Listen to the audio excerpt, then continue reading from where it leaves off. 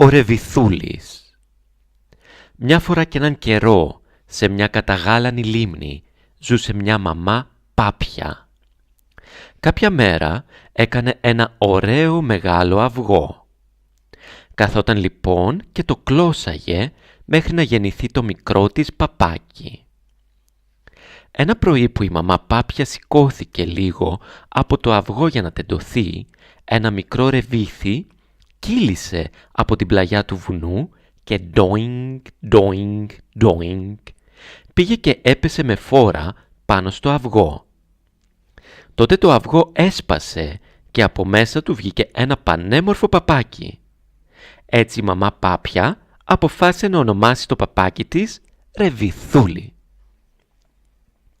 Ο μικρός Ρεβιθούλης μεγάλωνε πολύ γρήγορα και κάθε μέρα γινόταν όλο και πιο όμορφος. Τα πρωινά έτρεχε πίσω από τη μαμά του για να βρούνε σκουλικάκια για να φάνε και μετά έκανε μια ωραία βόλτα γύρω από τη φωλιά. Αλλά εκείνο που του άρεσε πιο πολύ απ' όλα ήταν το κολύμπι στη λίμνη. Κάθε φορά που έμπαινε στη λίμνη, τσαλαβουτούσε μέσα στο νερό και γελούσε δυνατά, πετώντας νερά εδώ και εκεί. Μια μέρα, εκεί που κολυμπούσε, άκουσε κάτι χαρούμενες φωνές. Κοιτάζει γύρω του και βλέπει πως στην απέναντι μεριά της λίμνης ήταν μαζεμένα πολλά παπάκια και χινάκια που παίζανε και γελούσαν. Τρέχει αμέσως στη μαμά του και της λέει: «Μαμά, κοίτα εκεί τα μικρά παπάκια που παίζουνε. Μπορώ να πάω και εγώ να παίξω μαζί τους?» «Φυσικά και μπορείς», του λέει η μαμά του. «Κολύμπα γρήγορα για να τα προλάβεις». Τότε ο Ρεβιθούλης βούτυξε στη λίμνη και άρχισε να κολυμπά γρήγορα για να πάει στα παπάκια. Δεν πήγε όμως πολύ μακριά γιατί κουράστηκε. Τα πόδια του δεν είχαν άλλη δύναμη και τα φτερά του τα ένιωθε πολύ κουρασμένα. Στεναχωρημένος γύρισε πίσω στη φωλιά του. «Πώς ήταν το παιχνίδι με τα παπάκια?» τον ρώτησε η μαμά του μόλις τον είδε. Ο Ρεβιθούλης κατέβασε το κεφάλι του και με σιγανή φωνή της είπε: «Δεν κατάφερα να φτάσω μέχρι απέναντι. Είναι πολύ μακριά». Και άρχισε να κλαίει. Η μαμά του χάιδεψε το κεφάλι και του είπε τρυφερά: «Προσπάθησε αύριο πάλι και να δεις που θα τα καταφέρεις καλύτερα». Ο Ρεβιθούλης, κατάκοπος από την κούραση, έπεσε να κοιμηθεί και όλο το βράδυ στον ύπνο του ονειρευόταν τα παιχνίδια που θα έπαιζε την άλλη μέρα με τα παπάκια και τα χινάκια της απέναντι όχθης. Την άλλη μέρα ξύπνησε πρωί-πρωί για να πάει πρώτος να συναντήσει τα παπάκια. Έφαγε ένα καλό πρωινό και αφού φίλησε τη μαμά του, έτρεξε με λαχτάρα και βούτυξε στη λίμνη. Κολύμπησε, κολύμπησε, αλλά όταν έφτασε στη μέση της λίμνης, κουράστηκε τόσο πολύ που δεν μπορούσε να κάνει τίποτα άλλο παρά να γυρίσει πίσω στενοχωρημένος.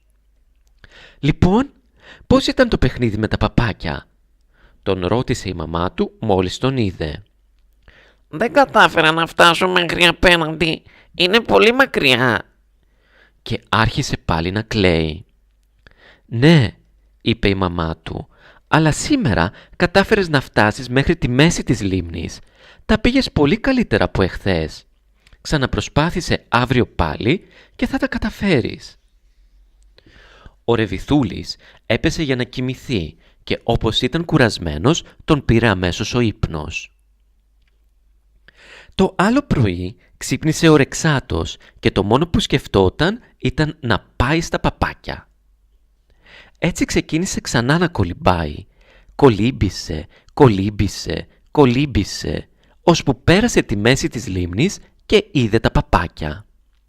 Άρχισε τότε να κολυμπάει πιο γρήγορα για να πάει κοντά τους, όμως κουράστηκε λίγο πριν τα φτάσει. Στεναχωρημένος και ακόμα πιο κουρασμένος γύρισε πίσω. Πήγε στη φωλιά και χώθηκε στην αγκαλιά της μαμάς του. Ήταν σίγουρος πως την άλλη μέρα θα έφτανε στην απέναντι μεριά της λίμνης. Έτσι σκεφτόταν τα παιχνίδια που θα έπαιζε με τα παπάκια και κοιμήθηκε ευτυχισμένος. Το άλλο πρωί, μόλις ο ήλιος πρόβαλε στον ουρανό, ο Ρεβιθούλης έτρεξε και βούτυξε στη λίμνη. Άρχισε να κολυμπάει γρήγορα και όταν πέρασε τη μέση της λίμνης και το σημείο που είχε κουραστεί την προηγούμενη μέρα, είδε τα παπάκια. Χαρούμενος κολύμπησε γρήγορα κοντά τους. Τα παπάκια τον καλωσόρισαν φωνάζοντας δυνατά Πα, πα, πα, πα, πα, πα, πα, πα, πα. Ο Ρεβιθούλης τα χαιρέτησε και αυτός όλο χαρά και καμάρι. Ήταν πολύ περήφανος που είχε καταφέρει να φτάσει κοντά τους. Το τι παιχνίδια παίξανε δεν λέγεται. Παίξανε κυνηγητό, κρυφτό και άλλα πολλά παπίσια παιχνίδια. Το απόγευμα που γύρισε στη φωλιά του, η μαμά του τον ρώτησε «Λοιπόν, πώς πέρασες με τους φίλους σου?» Πάρα πολύ ωραία.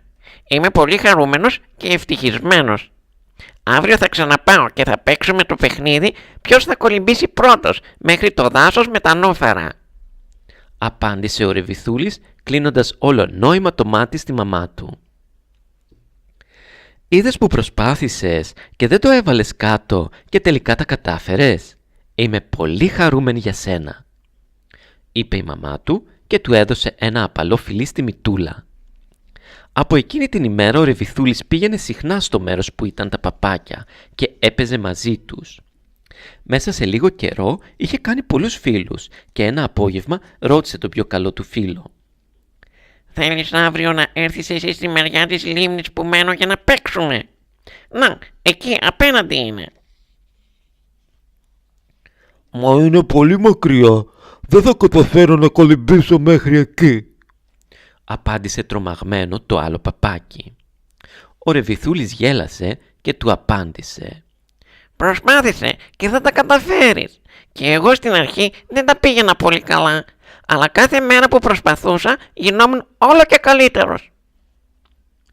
Το άλλο παπάκι άκουσε τη συμβουλή του Ρεβιθούλη και αφού προσπάθησε μερικές μέρες, στο τέλος κατάφερε να φτάσει κοντά του. Από τότε οι δύο φίλοι έγιναν αχώριστοι και παίζουνε πότε στη μια πλευρά της λίμνης και πότε στην άλλη.